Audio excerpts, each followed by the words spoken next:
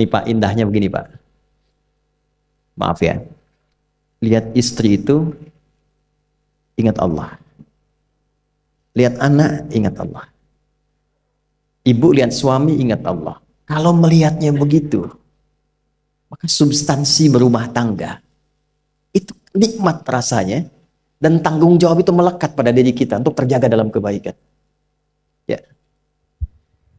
Saya nitipkan handphone saya ke antum, dan antum tahu itu punya saya.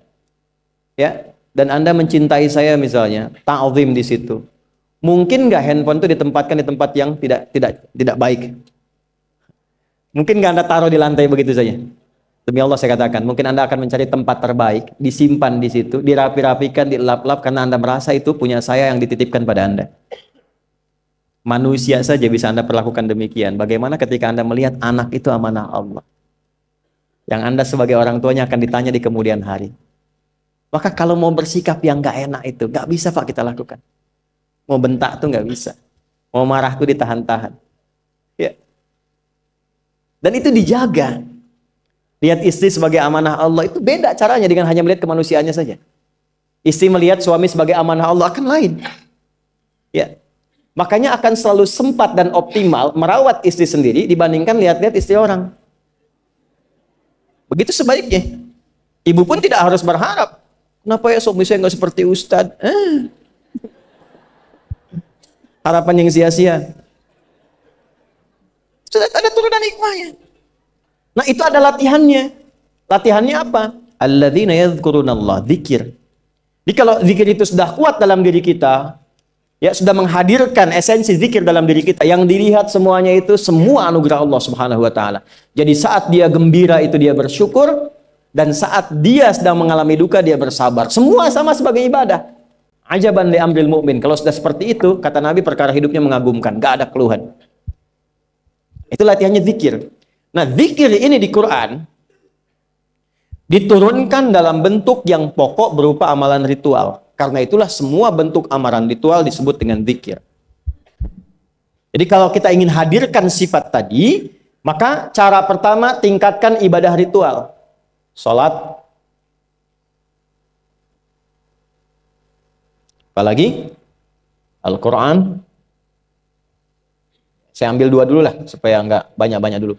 Yang pokok salat yang kita lakukan tiap hari. Tinggal kuantitas dan kualitas kita tingkatkan. Maaf, lihat sini baik-baik. Salat itu di Al-Quran disebut dengan zikir. Dalilnya Quran surah ke-20 ayat ke-14. Dan langsung disarikan dengan fungsi ibadah sebagai fungsi hidup kita. Sudah?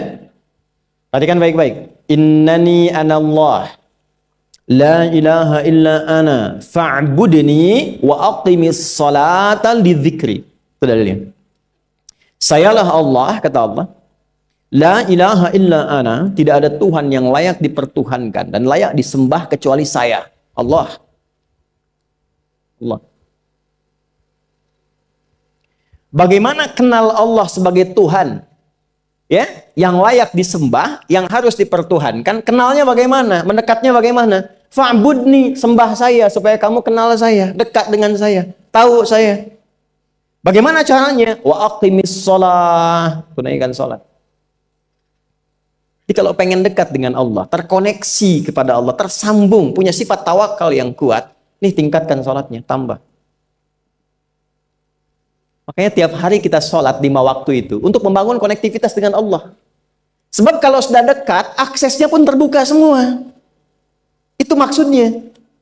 Anda dekat dengan pimpinan, akses di perusahaannya kan mudah untuk diakses. Ya kan? Kita punya kenalan yang kuat, yang punya sesuatu, aksesnya mudah dibuka. Kita kenal Allah dan dekat dengan Allah, apa yang sulit bagi Allah. Dan ini kita yakin. Nah sekarang Allah kasih jalan. Coba lihat orang-orang dulu, ya. Mereka ketika akan melatih dirinya untuk tersambung kepada Allah, sholat semua, termasuk para nabi, rasul. Tapi dahsyatnya, ketika ada apapun dalam kehidupannya yang sulit Allah mudahkan, minta langsung dikabulkan. Dan sangat luar biasanya, seringkali terjadi mintanya lewat sholat. Nabi Zakaria itu kan dihukumi istrinya oleh medis itu menopause dan mandul. Maaf, nggak mungkin punya keturunan. Kapan mintanya? Dalam sholat. Mohon sama Allah. Dan itu dikabulkan. Dan diabadikan di Quran dengan surah yang sama, Ali Imran ayat 38 sampai 39. Hunalika da'a Zakaria rabbah qala rabbi habli min ladunka dzurriyyatan thayyibah innaka sami'ud du'a. Ya Allah, mereka mengatakan aku nggak mungkin punya keturunan. Mereka mengatakan istriku punya keterbatasan. Maka aku memohon kepadamu yang tidak punya batas dalam pemberian. Engkau yang maha mendengar. Kalau kepada yang maha mendengar doa saya tidak dikabulkan, mohon tunjukkan kepadaku lewat sholat ini ya Allah, dengan cara apa lagi dan kepada siapa aku mesti memohon. Itu nggak nunggu lama, permohonan selesai turun jawaban ayat 39-nya. Fanadathul malaikatu wa huwa qa'imun yusalli fil mihrab. Turun malaikat mengabarkan engkau dapat kabar gembira akan punya anak, langsung namanya dikasih Allah Yahya. Annallaha yubasyiruka bi Yahya. Artinya hidup yang mustahil menurut manusia, lahir dari rahim seorang perempuan, maaf, yang divonis monopause dan mandul, bayi yang hidup, kata Allah nggak ada yang mustahil, lahir dan terjadi itu. Yahya, John, lahirlah. Kapan terjadinya? Saat sholat.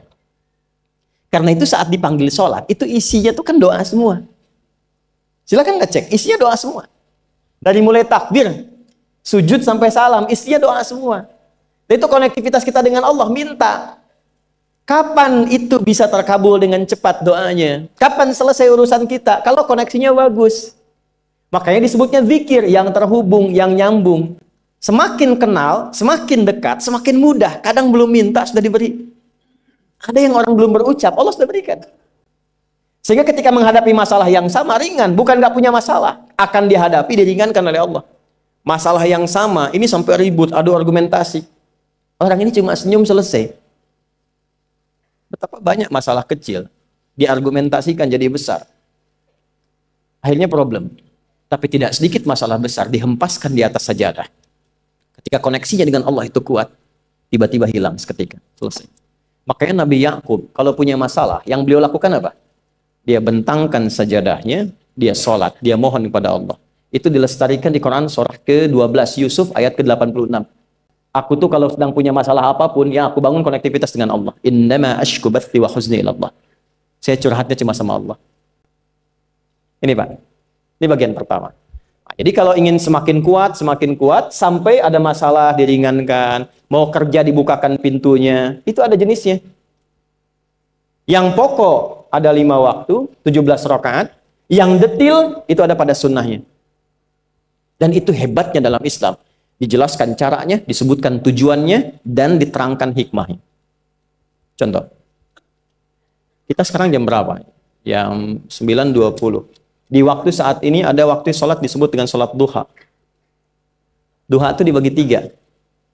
Ada awal duha, penguat zikir, pengganti seluruh bagian zikir di tubuh kita, yang disebut dengan syuruk. Itu kurang lebih jaraknya 1 jam setelah subuh. Jadi kalau tadi 4.45, ya 5.45 menjelang jam 6 itu masuk syuruk. Setelah itu masuk ke jam 8 sampai ke kurang jam 10 itu pertengahan duha. Pertengahan duha. Apa fungsinya? Di antaranya mempermudah rizki. Di antaranya. Bilangannya berapa? 2 sampai 4 rakaat bisa dikerjakan. Ya, dan harapannya apa? Bukan pada rizkinya. Ya, jadi jangan sampai motifnya cuma sekedar ke duniawi, kurang tepat. Kenalkan kepada Allah, nanti biarkan janji yang disampaikan oleh lisan Rasulullah itu terjadi. Ya, jangan pada rizkinya, ini terbatas, cuma sampai situ. Tapi kalau kita minta sama Allah, dikasih jalannya itu dari sisi yang tidak kita duga. Anda berhitung, Allah kasih hitungan. Anda tak berhitung, Allah kasih apa yang tidak pernah Anda hitung sebelumnya. Itu poinnya. Maka lakukan sholat, dekati. Itu yang disebut sholat duha. 2 rakaat, tambah lagi 2. Untuk kenal Allah. Kalau sudah merasakan dekat, sudah nyaman, sudah enak, muncullah kemudian kesan dalam hati. Terserah Allah mau kasih berapa. Yang penting sudah enak, sudah damai. Di titik itulah kemudian Allah limpahkan dari apa yang nggak pernah kita duga sebelumnya. Tiba-tiba keluar, kok ada telepon, dapat proyek, dapat macam-macam. Tapi tujuan sholatnya bukan untuk proyeknya. Buat kenal Allah, ulul albab ini. Kalau cuma pengen lancar, baru serabutnya. Kalau cuma pengen lulus proyek, itu baru daging luarnya. Ulul albab itu kenal Allahnya, sehingga dia tahu akses intinya tuh itu. Itu poinnya. Dan gak mahal. Emang kalau sholat duha di An-Nur bayar Pak? biaya. Baiknya luar biasa. Sudah? Satu. Kalau mau lagi misalnya, ini yang paling dahsyat nih. Dibimbing kita sampai ke posisi terbaik di apapun itu. Jadi ayah terbaik, ibu terbaik. Ya, jadi karyawan strategis, di militer terbaik. Terbaik tuh gini, di tempat terbaik yang memuliakan tuh makom namanya. Makanya kuburan sering disebut makam kan? Ya kan?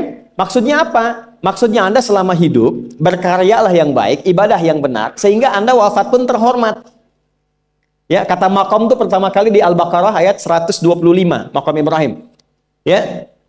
Ketika Allah sampaikan dalam Al-Qur'an, didapatkan di situ makom Ibrahim, wa idz ja'alnal baita matsabatan lin-nasi wa amna wattakhidhu min maqami Ibrahim.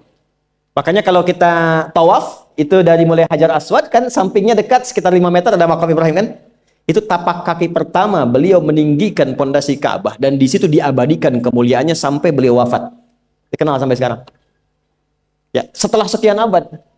Jadi kalau kita ingin terhormat dan masih dikenang sampai kapanpun itu makom namanya. Tapi ada cara yang lebih hebat. Anda di posisi itu, lawan pun mengakui memang Anda yang pantas ada di situ. Itu namanya makom mahmudah. Makam mahmudah. Siapa yang bikin urutan 100 tokoh paling berpengaruh di dunia? Siapa? Saya tanya, yang nulis siapa namanya? 100.000? 200.000? Dia mencari langsung di Google tuh. Lambat mas, waktu habis. Michael Chart. Dia yang nulis, maaf ya. Urutan pertamanya siapa? Muhammad SAW. Yang nulis itu muslim atau bukan? Kok bisa tergerak hatinya untuk menempatkan seorang nabi muslim di tempat pertama? Saya tanya begini, kenal Abu Jahal nggak? Ya Allah, makin siang nih nggak fokus nih. Saya kira cuma di Bengkalis saja yang kenal Abu Jahal, sini kenal juga. Baik, Abu Jahal itu, apakah orang ini tidak kenal Nabi? Kenal. Orang ini tahu, kalau saya sebut orang ini berarti kurang bagus ya. Kalau saya sebut beliau berarti baik ya. Abu Bakar saya sebut beliau, Abu Jahal orang ini. Maksudnya Abu Jahal. Apakah orang ini tidak tahu kalau Nabi itu mulia? Nabi unggul, Nabi hebat kan? Jadi mengakui sebetulnya Nabi unggul. Dan gulat dengan Nabi itu dalam olahraga kalah. Dia tahu Nabi itu kuat. Ya, di dalam cinta juga tahu Nabi paling unggul. Abu Jahal melamar Sayyidah Khadijah ditolak, Nabi nggak lamar, Sayyidah Khadijah minta dilamarin. Ya, dari sejak itulah dia nggak mau tahu semua yang dari Nabi, pokoknya semua harus jelek. Walaupun dia tahu itu baik. Nggak kenal, sampai nggak menanamkan pada dirinya nggak ingin kenal kebaikan Nabi, nggak ingin kenal pada sesuatu, itu jahlun namanya. Jadi kalau ada mbahnya yang paling bodoh yang nggak pengen tahu, itu Abu Jahal namanya. Maka sejak saat itu orang ini disebut dengan Abu Jahal. Tapi Abu Jahal pun itu meyakini kebenaran kekuatan Nabi, cuman karena iri saja. Gitu. Tapi dia nggak bisa nolak.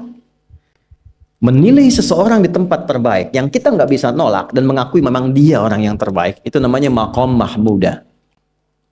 Tahukah Anda, jalan untuk mencapai maqam mahmudah itu nggak akan mungkin kita dapatkan kecuali mendekati yang punya semua maqam, yaitu Allah Subhanahu wa Ta'ala. Dan jalannya lewat sholat. Itu lewat sholat. Tapi karena ini levelnya istimewa, tingkat tertinggi, ya prajurit pengen jadi komandan terhebat yang diakui, nggak ada orang nyoal. Di kepolisian pengen jadi pimpinan yang baik dan semua mengakui sehingga nggak ada yang nyoal. Di perusahaan pengen jadi pimpinan yang ideal, ya semua mengakui, nggak ada yang nolak. Itu maqam mahmudah. Jalannya apa? Ternyata nggak pakai uang, nggak pakai koneksi-koneksi yang tidak jelas. Koneksinya dibangun dengan Allah sehingga Allah melembutkan hati semua orang itu untuk menetapkan dia yang terbaik. Sholat. Karena levelnya tinggi, dinaikkan dari sekedar sholat fardu. Ditempatkan di waktu yang tidak biasa. Butuh pengorbanan, butuh perjuangan. Namanya tahajud.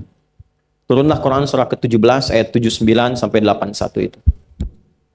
Quran surah ke-17 ayat 79 sampai 81. Ini poinnya.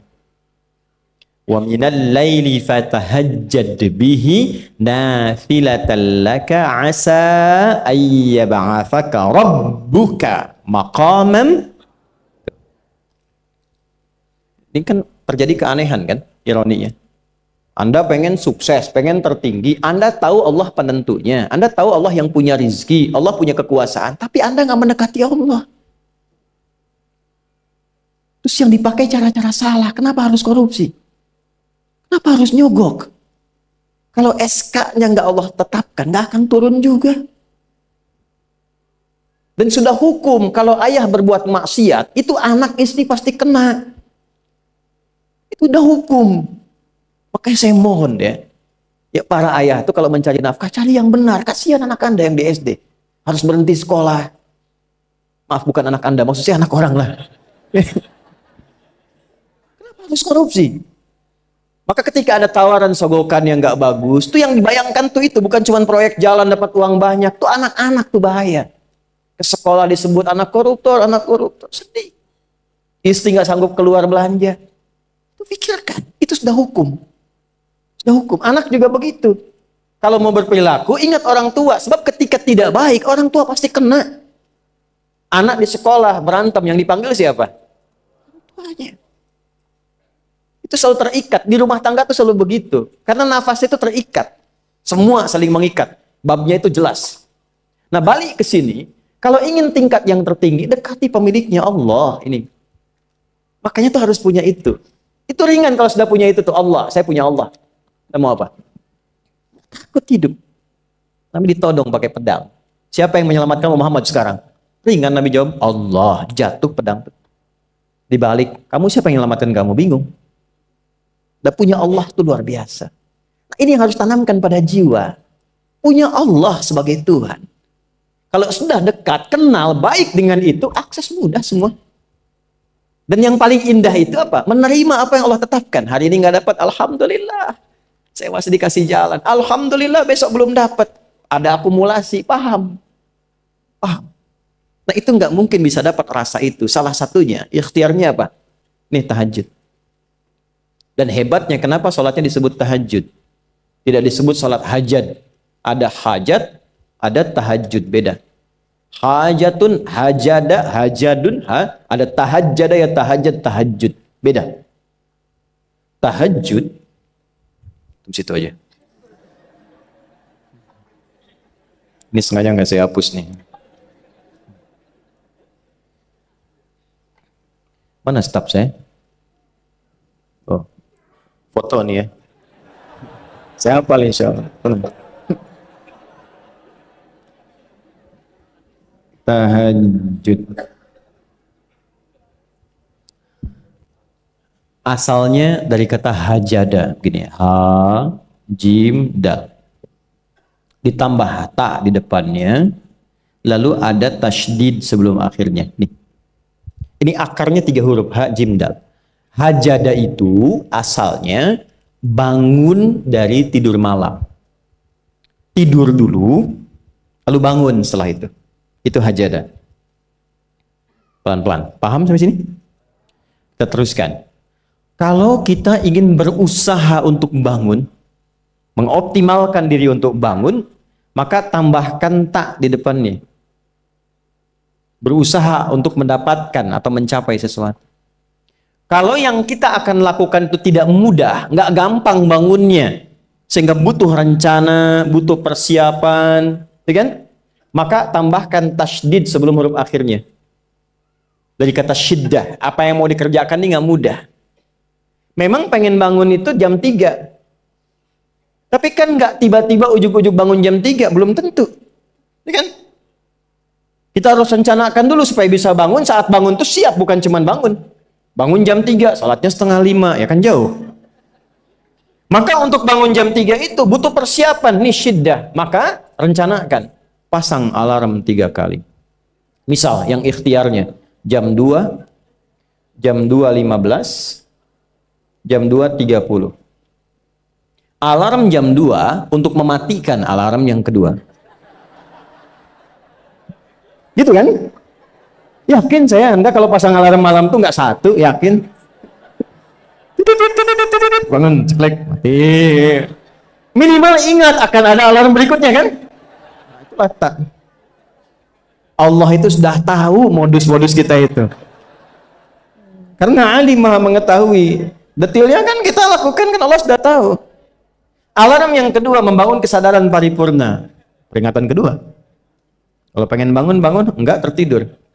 Maka ketika sampai pada alarm ketiga, sudah sadar kita. Oh. Papa Bu, alhamdulillah. Lebih baik telat daripada enggak sama sekali. Bangun. Ini. Kalau kita tarik ke implementasi hidup, pengen level tertinggi itu butuh perjuangan. Latihan dulu, kan? Menguras fisik, energi, tenaga, biaya, hasilnya indah. Tapi ada jalan cepat untuk mendapatkan itu. Nih aksesnya bangun kepada Allah. Gitu. Kalau kita tingkatkan ini, itu luar biasa. Jadi itu. Jadi. Nah, kalau ini terus ditingkatkan, terus tingkatkan, nanti membangun value yang terasa. Ada nilai-nilai yang terasakan, kita merasa lebih dekat dengan Allah. Yang biasanya tadi dipanggil azan baru ingat sekarang, baru selesai subuh udah ingat isya.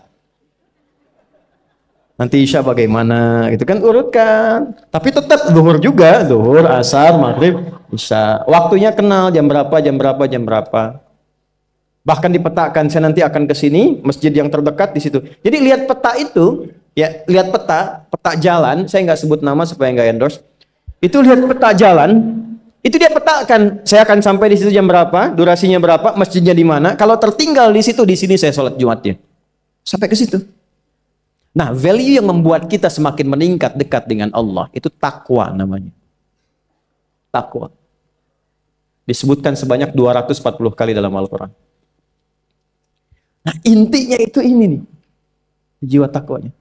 Kalau ini sudah ada, Allahu Akbar. Silahkan Anda keluarkan semua kata-kata takwa di Quran. Tidak ada kecuali yang indah semuanya. Quran surah 65. 65 itu babnya bab tolak. Surahnya at-tolak. Tolak itu persoalan terbesar di rumah tangga. Nggak akan bisa terjadi yang demikian itu kalau ada takwa di dalamnya.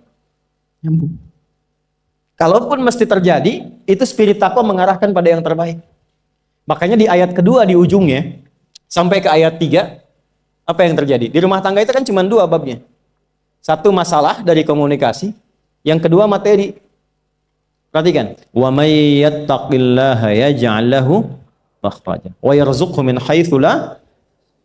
Siapapun yang mampu meningkatkan takwanya kepada Allah, pakai man tuh, setiap personnya. Suami, istri, ayah, ibu, anak, satu keluarga mencoba meningkatkan takwa. Dia tahajud, bangun semua ingatkan. Bangun semua tahajud, salat duha, yuk ingatkan dimanapun. Alhamdulillah. Apa yang terjadi ketika dilakukan? Apa jawab Allah? Yaj'al lahu makhraja. Enggak pakai alif lam, makhraja. Masalah apapun yang engkau alami. Suami berangkat ada masalah. Ada masalah umum yang semua orang mengalami itu. Tapi yang ini enggak. Kena macet, ada macet, dia mau berangkat, tiba-tiba diarahkan, jangan lewat situ Pak, macet, Bapak kesini aja. Ya. Pak ikut kami saja Pak, tiba-tiba patwal datang, ayo ikut. Ya, itu bisa terjadi. Wa yarzuqhu min haitsu la yahtasib, bahkan rezekinya pun itu datang dari sisi yang nggak diduga. Nggak nyangka ya, emang nggak disangka-sangka datangnya. Ya, habis sholat, tiba-tiba telepon masuk, belum selesai proyek, ini ada permintaan itu. Beda istidraj dengan takwa itu lain. Kalau istidraj itu bertambah tapi lupa Allah. Hati-hati. Proyek nambah, sholat lupa. Hati-hati. Hati-hati ya. Pekerjaan menambah, omset nambah, tapi nggak pernah bisa ngaji. Nggak pernah mampu sholat. Hati-hati itu. Dan paling bahaya kalau itu nambah terus sehingga membuat lupa semua ibadah. Itu istidraj namanya. Istidraj. Ancamannya akhirat tuh, hati-hati. Segera ingat, segera ingat. Tapi kalau semakin nambah, semakin ingat Allah, itu anugerah. Karena Allah telah menilai hamba ini paham menjalani kehidupan, sehingga dia ngerti. Makanya Utsman, Abdurrahman bin Auf, setelah masuk Islam, hartanya makin nambah. Karena kenapa? Karena telah dinilai layak mengelola harta, paham cara mengelolanya. Dapat segini, alokasikan ke sini. Dapat segini, alokasikan ke sini. Pak, di mana logikanya ada 600 truk hasil usaha? Bapak punya 600 perusahaan. Satu perusahaannya itu bergerak di bidang misalnya logam mulia. Ya, ada emas, ada berlian, ada macam-macam dan sebagainya. Satu kali Anda berhasil mendapatkan kurang lebih 600 truk logam mulia di dalamnya. Mau datang kemudian ke tempat Anda di jalan. Tiba apa yang terjadi? Ada komen tetangga kepada Anda. Misal, komennya nggak langsung, cuma ke teman tetangga Anda dengar. Waduh, Pak Asep hisabnya luar biasa kayaknya ya. Hisabnya, bukan berliannya. Hisabnya luar biasa, terus nyampe di telinga Anda. Kira-kira ketika mendengar itu respon Anda apa? 100.000?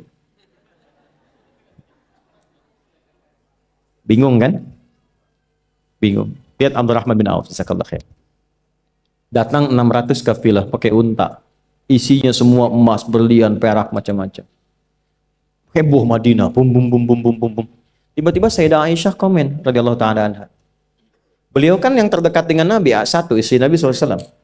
Jadi kalau sudah ring satu Nabi, ada yang komen, kita tuh cuma 3 sikapnya. Like, share, and subscribe. Gak usah ikut komen lagi. Sukai, share, subscribe. Ikuti jalannya. Apa komennya? Secara singkat, kama qalat. Aku pernah mendengar Nabi SAW mengatakan, Abdurrahman bin Auf itu agak lambat hisabnya. Ya selambat-lambatnya cepat juga dibanding kita kan. Ya? Maksudnya apa? Ingin menggambarkan betapa banyak kekayaannya. Scan, checklist, semua. Ketika mendengar komen itu, apa kata Abdurrahman bin Auf? Saya jadikan semua yang baru datang itu saya sedekahkan semua untuk orang Madinah. Supaya mempercepat hisabnya itu. Saya sedekahkan semua. Bisa nggak begitu?